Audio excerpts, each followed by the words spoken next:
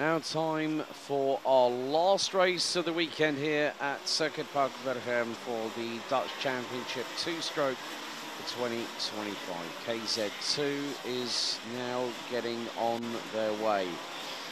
So, the results from last time set the grid for this race. Over a duration of 13 minutes plus an additional lap. Jens Steur and Robin Glieren will be on the front row, with Jens Steur on pole position. Kevin Steyhauer, Tommy van der Strooijs round out row number 2. Daniel Tenbach and Milan van Winden on row 3. Doug van Siftout and Jeffrey Fixer, row 4. Ryan Kivitsbosch and Frederik Zevis round out your top 10. Sam Winma, Rick Mewers, Jero van Duvenvoort, Nigel Hendricks, Giovanni Witveen were the last of the classified finishers. And then lap 4, penultimate right-hander, Renzo Alibax and Enzo Bol came together and they both eliminated on the spot. Enzo Bol was given a post-race 10-second penalty for very unsportsmanlike driving. Jeffrey Fixer got a 5-second penalty for ignoring yellow flags. Frederik Zevis got a 3-second time penalty for a false start. And then 2.66 Nigel Hendricks, 2.55 Enzo Bol and 2.14 Renzo Alibax all got a 5-second penalty for a front fairing. But the only person that was really hindered was Nigel Hendricks in the 2.66. So, how do we think things are going to pan out this time? Well, that's anybody's guess. But there is still every opportunity that someone is going to make a little bit of a mark, so to speak.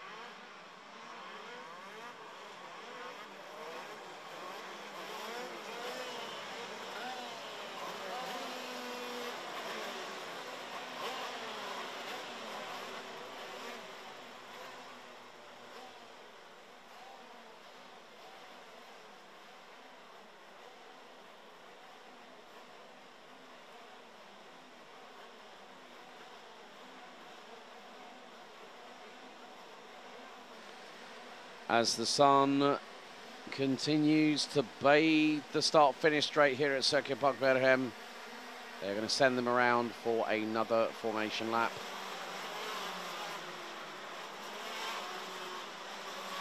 So come the first race, we had slippery surface flags with about 3 laps to go. A couple of drivers falling off the edge of a cliff because the tyres were not conducive to the conditions that they were trying to adapt to. And now we have our final race of the weekend.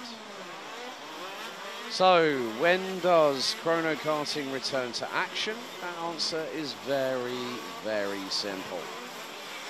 Home of Champions, Karting Genk, 11th of May, and that will be also the second and final round of the Benefit League. We go to the Efteling in Kerpen on the 5th and 6th of July. Circuit de Lansart in Eindhoven, 14th of September. We return here for the penultimate round on the 5th of October. And the Home of Champions, 2nd of November.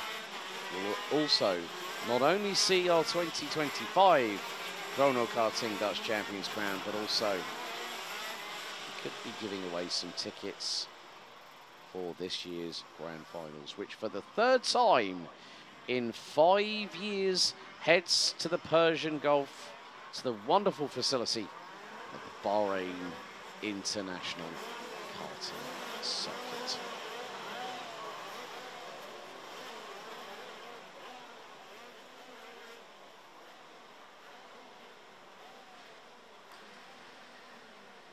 So once again, the drivers line up. The last few move into position, so Giovanni Witveen, Renzo Alibax and Enzo Bol. Right, let's get cracking, as we are just about to hit 5:30 in the afternoon. Drivers instructed to look at the lights one last time. Revs rise, lights on, and we're on away. And Robin Glerum dives up the inside into the lead of the race, and some drivers, oh, we've got a spinner. One of the Birrelarts is the 277 of Van Siftout. And I'm not too, has that back axle seized, or is he's gonna try and push it, try and kickstart it, or has that gone by the wayside?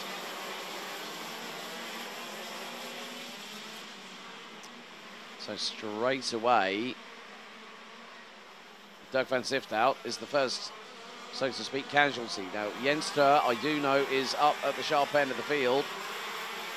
Bit of elbows out happening in the minute. Willem van Winden, Ryan Kiewietsbosch, amongst others, are trying to really do what they can. Van der Stroy is trying to close in on Robin Glerum.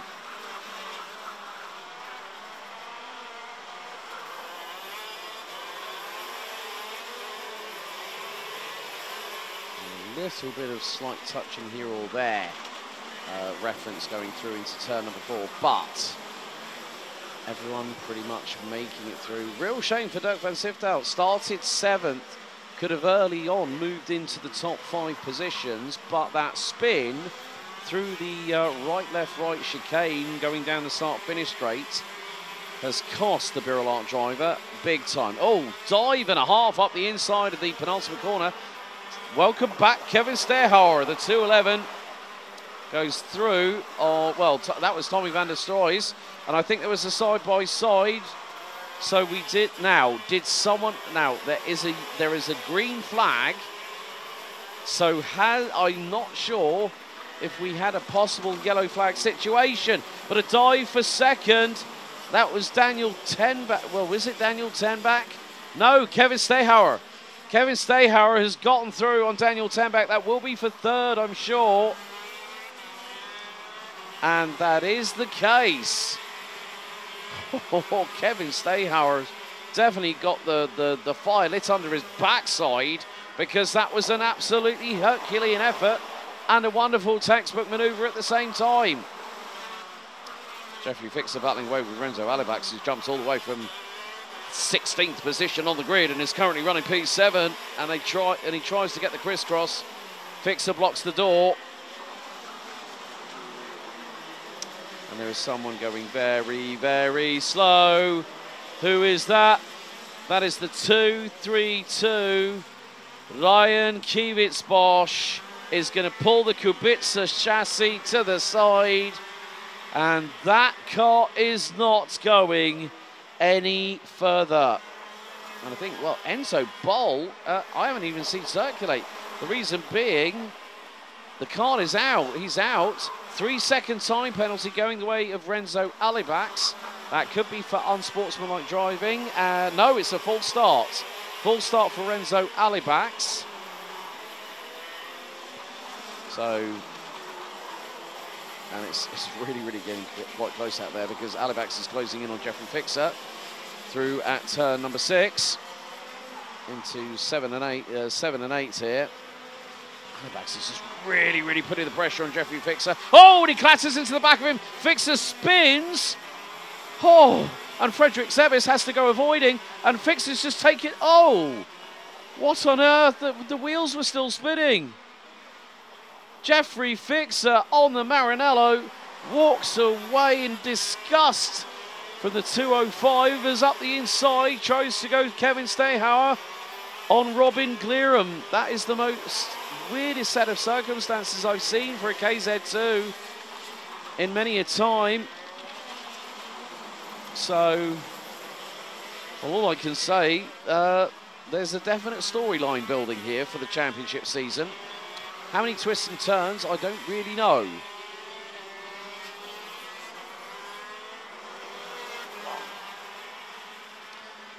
But Robin Glerum, oh, he's losing big time. 3.3 seconds is the lead that Jens Sturr has got with 8.5 minutes to go.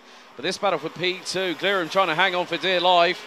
He blocks Sterhauer. Tenbach clatters into the back of Sterhauer, launches the front axle into the air. And that is Tommy van der Stroys diving up the inside into turn 5. That's P3 for the young man, the 16-year-old, just this week. And it was just a chain reaction of events. 10 back went to go for the move on Steyhauer and launched his front axle into the air. And then van der Stroys went right. I'm going to get the pair of you. And boy, did he do that. That has allowed Glieren to escape to the tune of about 6/10 of a second up, 6 and a bit tenths of a second up the road. Renzo Alibak's new fastest lap, and even though he has got a 3-second time penalty, he's currently running 6th. Will retain 6th if he has at least a 3.1 second advantage over the kart in front. Van der Stroys now up into P3. Steyhauer hounding him, just putting the pressure on the young man's shoulders.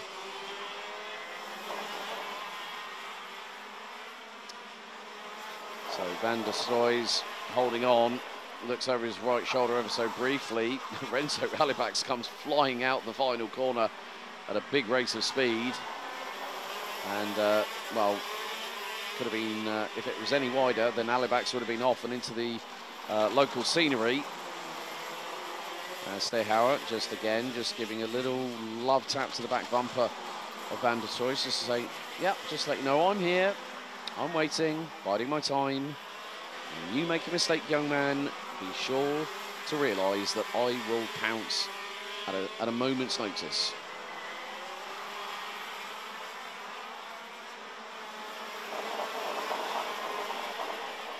So Glieren now only has a 6/10 of a second advantage over van der Stroys. 10 back has just gone quickest, despite that back axle going up and down like a yo-yo on a string earlier. So Jeffrey Fixer out, Ryan Kivitz-Bosch out, Enzo Boll out on lap 2.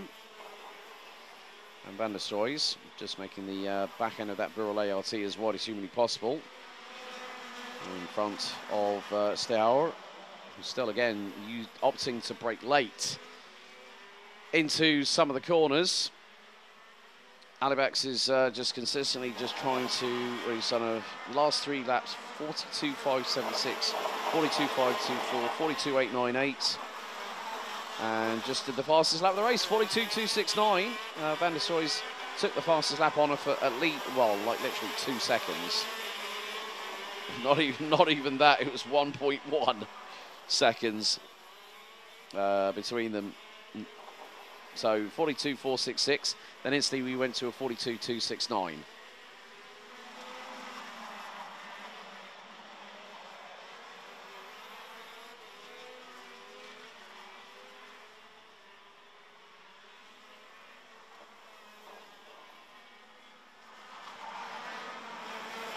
So we are coming down to the final 5 minutes, and van der Stroys has really got that kart firing really, really well. He's pushing that kart.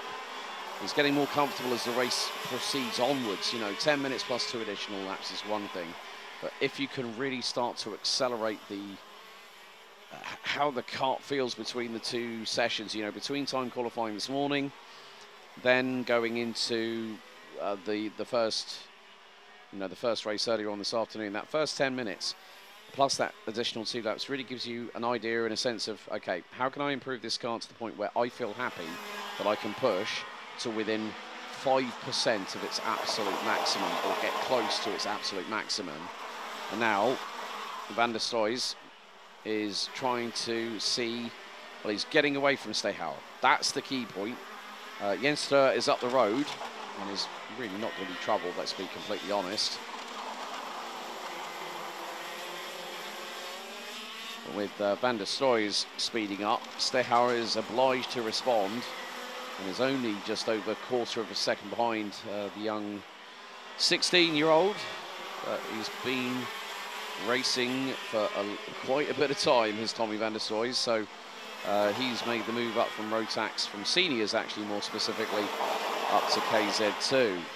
And Alibak is flirting with the line of disaster, I'm afraid. Could have, if he'd have gone off, that would have been a code brand and clean up on aisle 3 all in one. And more to the point, Glerum is still the proverbial cork in the bottle, because the longer it takes for Van der Stroys, Stehauer, ten back and Alibax to get through on the number 216 in second position, the less time they have to catch the man in front. Well, that man is not going to be caught. Jens Steur puts us on to lap number 15 with 2 minutes and 50 to go. Daniel Turnback, new fastest lap of the race, 42.163, as our race leader makes his way down the short chute towards the right-hander at turn number 5. So between Glerum, Van der Stroy, Stehauer, Turnback and Alibax, the gap was just shy of 1.3 seconds.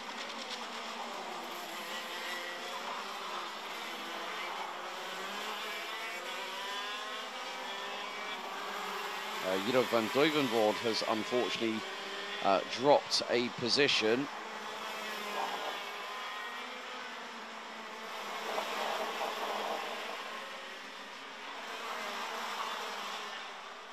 And that's behind Nigel Hendricks.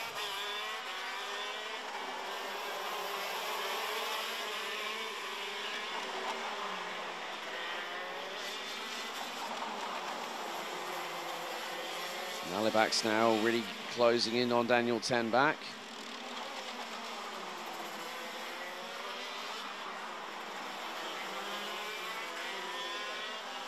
Yeah, Glerum is starting to, I think at the point now, Jens Steur is at that point where he does not need to go 10 tenths. If he pushes the car to 85, 90%, loses a couple of tenths here, loses a couple of tenths there, or maybe just a tenth a lap, it's not going to give him the biggest headache in the world, to be completely truthful with you. The person that's got the biggest headache at the moment is Robin Glerum, because look, you've got a core set of drivers behind him.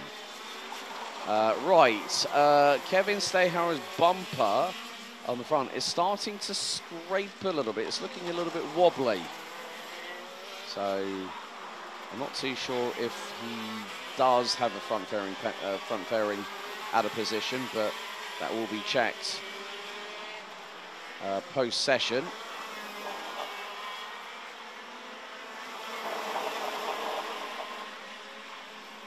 And with the lap times that Jens Steur is setting, well, we've probably got this and maybe another 2 or 3 laps to go. So they're going through the laps really, really quickly. We're on lap number 18 as the time hits 25 seconds remaining on the clock. Now, well, if Kevin Stehauer wants to get past Tommy van der Stroys to take the final step on the rostrum, he's got to bring something special. Alibax is trying to do the same with Turnback, and maybe that could open the door a little bit further along the line, but with 10 seconds to go, that is anybody's guess. Meantime, race leader Jens Steur is going to come across the line. 2 seconds to go. 3 laps remaining. As Van der Stroys is hustling Glerum along. Are we going to see a move into turn number 4? Yes, we are. And he gets through. It's nearly 3 wide on the outskirts of the corner because Kevin Stehauer tried to get the over-under on the pair of them. So Van der Stroys gets himself up to second. Stehauer 1 position away on the road from getting onto the podium. Whether that bumper may compromise his podium finish. If he gets one, that's a different kettle of fish, and that's going to be an unappealable penalty. If the bumper's in, it's 5 seconds, and a driver cannot appeal it because it is judge of fact. And Van der Stroys being absolutely muscled by Glerum, and Stehauer gets the crisscross out of the chicane. Can't do it, but Renzo Alibax round the outside, and he got through. He got through on... I cannot believe it. And now it's really kicking off. Alibax has really thrown his elbows out, and it's all kicking off. Oh, Glerum spun around. Glerum spun around because of the overzealousness, I think, of Renzo Alibax. He was using that sense of urgency. But it became the sense of desperation. But it's a double victory for Jens Steur, and Tommy van der Stroys crosses the line, punches the air in celebration, takes P2. Kevin Stehauer rounds out the podium provisionally. Daniel Turnback, Renzo Alibax, Milan van Winden, Frederik Zebis, Sam Vinma, Robin Glerum isn't going to finish this one, I'm afraid. He's walked out of the car. And there is his teammate Enzo Bol. Robin Glerum. Oh, what a shame for him. Tommy van der Stroy shakes the hand of Jens Tur for crop promotion. The Karting Champions League Winter Series KZ2 winner. A little bit of attrition in that race, and it all started kicking off, but there are your provisional results. KZ2, Jens Tur winning it by nearly 4 seconds, and a triple of Birol Arts rounding out the top 4. Van der Stroy, Stehar, 10 back. And the Henzer karts with Ali Bax, who got a bit feisty, let's be honest, in that last lap. Ahead of Milan van Vinden, Frederik Zebis, San Vinma, Giovanni Vidveen, and Rick Mewes ran out your top 10, with Hendricks, Van Duvenvoort and Siftout running out the 13 finishers. Robin Glerum out on the final lap going into turn 6. Jeffrey Fixer out on lap 4, Ryan Kivitz-Bosch lap 3, and Enzo Bol out on lap 2.